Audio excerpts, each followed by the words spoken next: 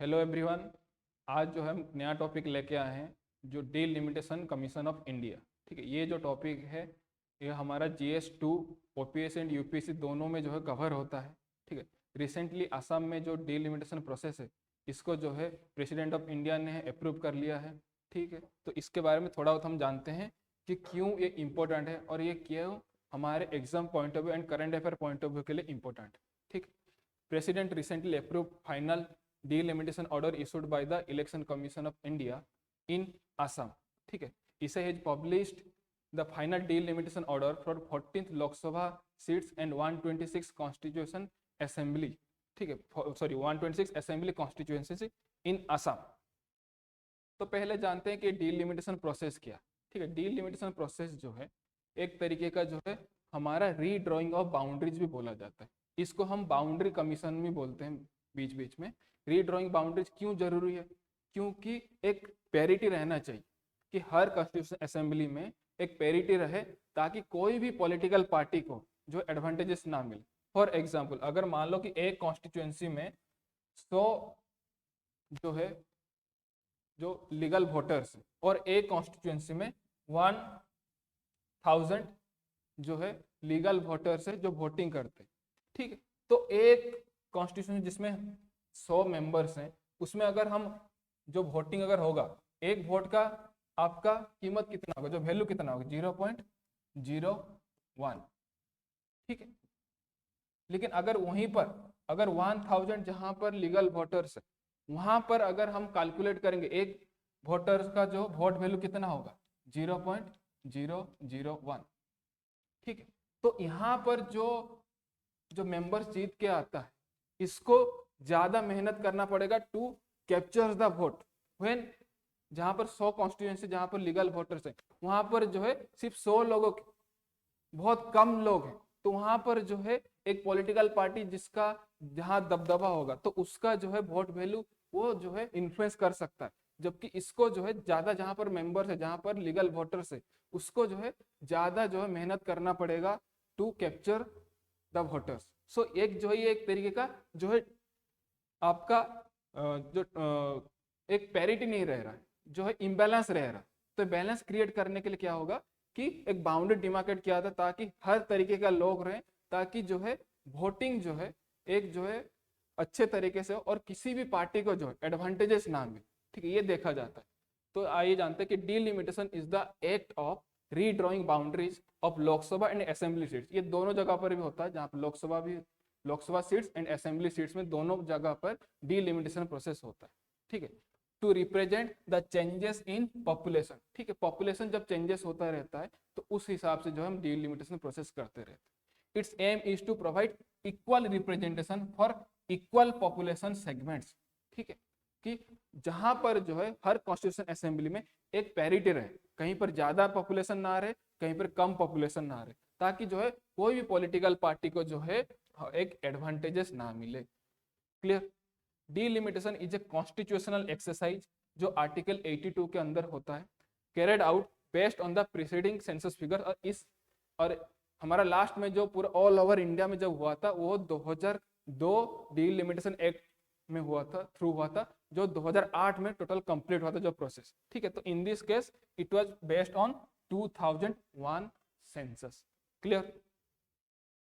ठीक है, तो आप जानते हैं कि ये डीलिमिटेशन प्रोसेस जो है कैसे कैरिड आउट होता है, कैसे ये टोटल प्रोसेस जो है फॉलो किया जाता है, इसके बारे में थोड़ा बहुत जानते हैं। ठीक, delimitation is carried out by the delimitation commission. ठीक है, which is also known as boundary commission. ठीक, इसको बाउंड्री कमीशन भी बोला जाता है। ठीक, delimitation commission is a statutory body. Though delimitation process is a constitutional process but delimitation commission is a statutory body, मतलब पार्लियामेंट लॉ लाते हैं, उस लॉ से पावर मिलके जो है एक बॉडी बना जाता है, जो बॉडी जो है फिर डीलिमिटेशन प्रोसेस को फॉलो करते हैं।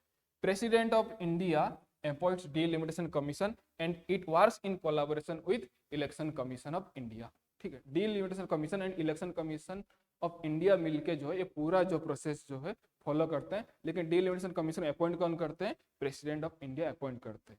Clear? The commission is a powerful body. Its orders have the force of law and it cannot be changed in any court of law. ठीक है, ये सबसे इंपॉर्टेंट पॉइंट है। डिलिमिटेशन कमीशन का जो प्रोसेस है एक तरीके का इसका जो है लॉ माना जाता है। इनका जो पूरा प्रोसेस है, जो ऑर्डर है, एक तरीके का लॉ माना जाता है। और इसके ऊपर जो है कोई भी कोर्ट में आप जो है इसके ऊपर आप अपील नहीं कर सकते। क्यों नहीं कर सकते? बिकॉज आप अपील करेंगे तो ये जो पूरा जो प्रोसेस है ये पूरा हॉल्ट हो जाएगा। अगर पूरा प्रोसेस हॉल्ट हो जाएगा तो आपका नेक्स्ट इलेक्शन नहीं होगा। नेक्स्ट इलेक्शन नहीं होगा तो ये डेमोक्रेसी के लिए अच्छा नहीं है। तो India is a democratic country. Delimitation process जो है इसीलिए इसको कोई भी कोर्ट ऑफ लॉ में आप जो है रिव्यू कर सकते, इसीलिए इसको इम्यूनिटी दिया गया है कोई भी कोर्ट ऑफ लॉ में आप इसको चैलेंज करने के लिए। आई होप ये आपको समझ में आ चुका है। ठीक है, the orders come into force on a date specified by the president of India. President of India जब से ये डेट नोटिफाई करता है तब से जो है ये लागू किया जाता है। ठीक है, they are laid before Lok Sabha and state legislative assembly concern. जहां पर जो स्टेट्स में ये होता है उस स्टेट के असेंबली में डिलिमिटेशन प्रोसेस कंप्लीट होने के बाद वहां पर जो है ये असेंबली में जो है ये असेंबली में जो है आपका दिया जाता है टू डिस्कशन अबाउट द क्या क्या हुआ है डिलिमिटेशन प्रोसेस में। एंड जो ऑल ओवर इंडिया में होता है तब लोकसभा में होता है। बट ये सबसे इंपॉर्टेंट पॉइंट है, इसमें मॉडिफिकेशन जो है कोई भी परमिसेबल नहीं है। सिर्फ इसमें क्या हो सकता है, डिस्कशन हो सकता है, गवर्नमेंट ने क्या क्या चीज चेंजेस किया इसके ऊपर हो सकता है। लेकिन इसमें आप कोई भी चेंजेस करने के लिए आप जो है कोई भी चेंजेस करने के लिए आप कोई भी जो है मॉडिफाई करने के लिए या फिर चेंजेस करने के लिए आप कोई भी रेकमेंड नहीं कर सकते। आई होप ये क्लियर हो चुका है आपका। ठीक, सो फार अभी तक जो ऑल ओवर इंडिया में अभी तक सिर्फ 4 बार जो है डिलिमिटेशन कमीशन बिठाया गया है। पहली बार 1952 में हुआ था, फिर 1962 में, फिर 1972 में, फिर नेक्स्ट 2002 में जो है डिलिमिटेशन एक्ट हुआ था। एंड जो पूरा प्रोसेस जो है 2008 में जो है आपका कंप्लीट हुआ था। ठीक है, तो आज आप जानते हैं कि कमीशन में मेंबर्स कौन कौन होते हैं। इसमें जो है आप एक रिटायर्ड या फिर वर्किंग सुप्रीम कोर्ट जजेस जो है एज ए चेयरपर्सन अपॉइंट होते हैं। ठीक, एंड जो चीफ इलेक्शन कमीशन है जो सीईसी जो है अपने वो रह सकते हैं, या फिर और किसी को नॉमिनेट कर सकते हैं to be appointed as a member of delimitation commission. और जो स्टेट में जो डिलिमिटेशन प्रोसेस होता है, मान लो कि जैसे ओडिशा में अगर कोई डिलिमिटेशन प्रोसेस होता है तो उस हमारा जो स्टेट इलेक्शन कमिश्नर्स होते हैं वो भी जो है उसमें मेंबर्स हो सकते हैं। ठीक, तो टोटल जो है 3 टाइप के जो है मेंबर्स रहते हैं। एक जो है रिटायर्ड या फिर वर्किंग सुप्रीम कोर्ट जजेस जो चेयरपर्सन होते हैं, एक चीफ इलेक्शन कमीशन हो सकते हैं, या फिर वो और किसी इलेक्शन कमिश्नर को अपॉइंट कर सकते, नॉमिनेट कर सकते हैं। या और जहां पर जिस स्टेट में जो है आपका डिलिमिटेशन प्रोसेस होता है, जैसे अभी आसाम में हो रहा है, तो आसाम में जो है उनका जो स्टेट इलेक्शन कमिश्नर रहते हैं वो यहाँ पर जो एक्स ऑफिसर मेंबर की तरह अपॉइंट हो सकते हैं। ठीक है, अब जानते हैं कि कॉन्स्टिट्यूशन में क्या क्या प्रोविजन है फॉर डिलिमिटेशन प्रोसेस। ठीक है, जो हमारा आर्टिकल 82 एंड आर्टिकल 170, 82 जो है ये लोकसभा के लिए डील करता है, ये जो है आपका लेजिस्लेटिव असेंबली के लिए जो है आपका डील करता है। ठीक है, article 82 and article 170 laid down that allocation of seats in Lok Sabha to various states and number of seats in legislative assemblies of all states is fixed on the basis of 1971 census shall also be remain unaltered till the first census to be taken after the year 2026। मतलब article 82 and 170 ये बोलता है कि कोई भी जो delimitation process अभी तक हुआ है वो 1971 सेंसस के अकॉर्डिंग होगा। नेक्स्ट जब कोई भी डिलिमिटेशन प्रोसेस होगा, मतलब नेक्स्ट जो 5th हमारा जो भी डिलिमिटेशन कमीशन बिठाया जाएगा पूरे ऑल ओवर इंडिया के लिए, वो जो होगा 2026 के बाद जो सेंसस होगा, मतलब 2031 में जो सेंसस होगा उसके अकॉर्डिंग जो पॉपुलेशन होगे उसके हिसाब से जो है पूरा जो लोकसभा हो गया तो आपका जो लेजिस्लेटिव असेंबली जो भी जहां पर जो स्टेट्स में है वहां पर फिर से डिमार्केट किया जाएगा। ठीक, एंड आर्टिकल 330 एंड आर्टिकल 332 ये क्या बात करता है, ये it talks about the reservation of seats for SC and ST in Lok Sabha and legislative assemblies of the states और वो of the state on the basis of 2001 census। अगर कोई भी स्टेट्स में, जैसे असम में जो अभी हो रहा है, डिलिमिटेशन प्रोसेस हो रहा है, और वहां पर जो SC/ST जो सीट्स जो रिजर्व हुआ होगा या फिर जो किया जाएगा, जो इंक्रीज होगा, उनका कौन से सेंसस के बेसिस पे होगा? उनका जो है 2001 सेंसस के बेसिस पे जो है उनका रीएफिक्स किया जाएगा या फिर चेंजेस किया जाएगा reservation of seats for SC and ST इन आपका लेजिस्लेटिव असेंबली या फिर लोकसभा सीट्स के लिए। ठीक, why is it being done in Assam now? तो अभी क्यों असम में हो रहा है, जब तो पूरा ऑल ओवर इंडिया में 2002 के डिलिमिटेशन एक्ट के हिसाब से 2008 में कंप्लीट हो चुका था, लेकिन असम में अभी क्यों हो रहा है?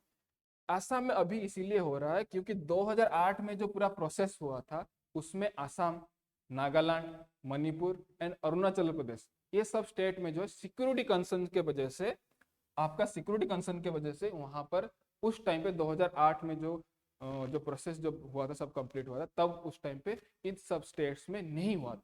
इन सब स्टेट्स को जो है आपको डिफर्ड किया गया था, deferred in Assam as well as some other northern states जैसे Nagaland, Manipur and Arunachal Pradesh, citing the security concerns.